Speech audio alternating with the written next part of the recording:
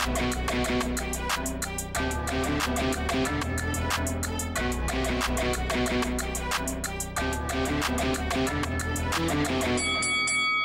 guys, welcome to Boxing Squared for boxing news and views from around the internet. Wow, Martin Bakole makes a statement to the heavyweight division, a one-man demolition crew against Jared Anderson, stopping the unbeaten American, now formerly unbeaten American, in 5 rounds. And it was on the strength of power punches. Uppercuts were brutal, and it was something that Bakole said after the fight that he planned for, and we'll come to his comments after wrap of the action, because Bakole has called someone out, and also he says he's the most avoided heavyweight in the division.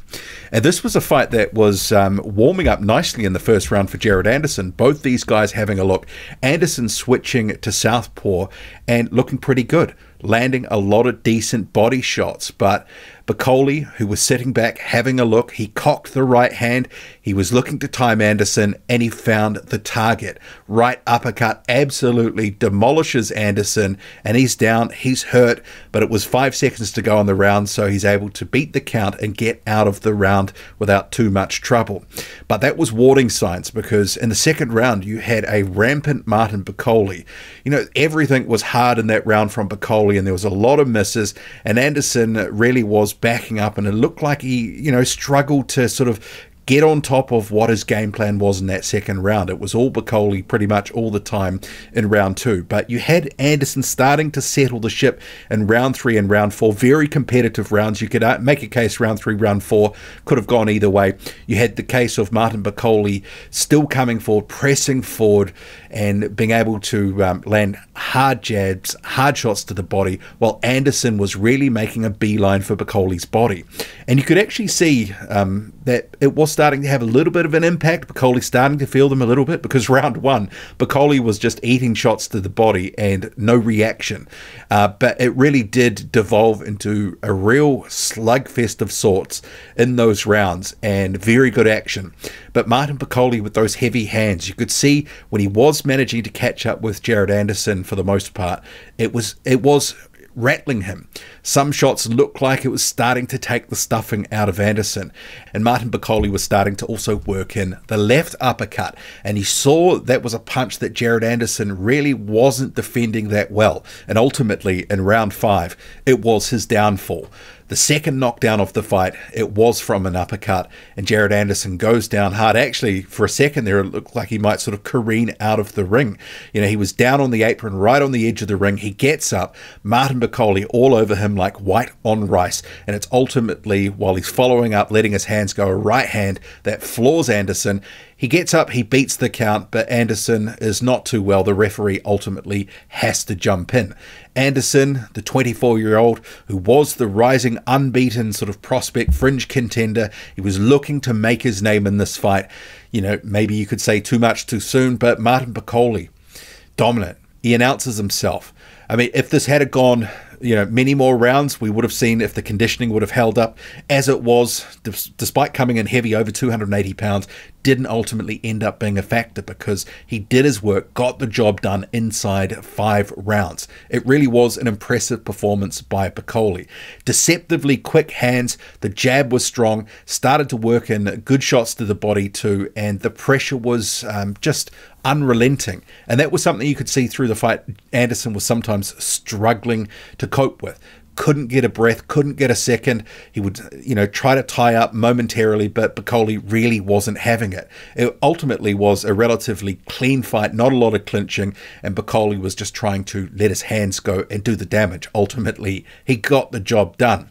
After the fight, he said he is the most avoided man in the world. And we know that Bakole has been, you know, pretty much the president of the Who Needs Him Club in recent years. Guys are not signing up to fight Bakole voluntarily for the most part. Anderson, to his credit, you know, he took this fight. It was a dangerous fight. It was seen as somewhere as a 50-50. You know, Anderson, a pretty good heavyweight, and he can come again. He showed a lot of heart and determination and grit in there. He gutted his way after that knockdown in round 1 and really started to come on strong in rounds 3 and 4, but ultimately Bakole, too big, too strong, had too much. The heavy hands did the damage. And Bakole said he had trained for the uppercut, that they'd seen something in Anderson and that they knew that the uppercut was going to be a successful punch. He did thank Anderson and said that he needed to go back to the gym and work hard. He can come again. After the fight as well, he also called out Michael Hunter. He said he wants that rematch. Will he get that rematch? Well, I actually think that's a pretty gettable fight. That's something that also Hunter has been calling for. And in a rematch scenario, I'm picking Bakole all day and twice on Sundays. I think Hunter is not the Hunter he was 5 or 6 years ago when they fought, the back end of 2018. Martin Bakole, I think, has matured since then, and obviously he got an injury partway through that fight as well. So Bakole, dominant, and I think this solidifies him and really announces himself or reconfirms himself as a huge threat in the heavyweight division, and confirms why guys are not willing to fight him. But with Riyadh season, the Saudi money, hopefully matchups are going to be made. What about Bakole, aside from the Hunter potential rematch? Bakole versus Joseph Parker, Bakole versus Agit Kabayel. There's a number of names. Bakole versus Jermaine Franklin. If we are going to see Bakole in a big fight, I guess the question is, what is that and who's going to be... I mean, he's in the WBA path, so I guess we'll see. He's in the queue potentially for Alexander Usyk, who's currently tied up. But, you know, who knows? We'll have to see. I think there's quite a few potential options, and as long as Bakole's staying busy and not too inactive, you know, I'll take any matchup that's inside there or thereabouts the top 15 or so, top 20, top 25 at a push. But if he's fighting every sort of 4 to 6 months, you know, hopefully we can see him out again soon. You actually had Ben Shalom, who does promote Bakole. He's of Boxer XX. He said that Bakole is the new king of the heavyweight division.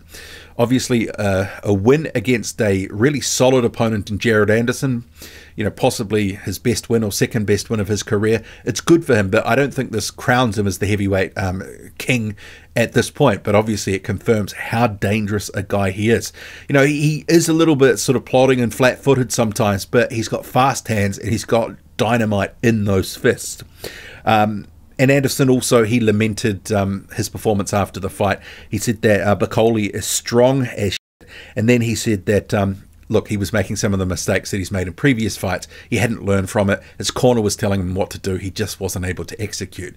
But, you know, obviously, as soon as Martin Bakole started to get on top, Anderson was under a lot of pressure. And I think that played a big part in this fight.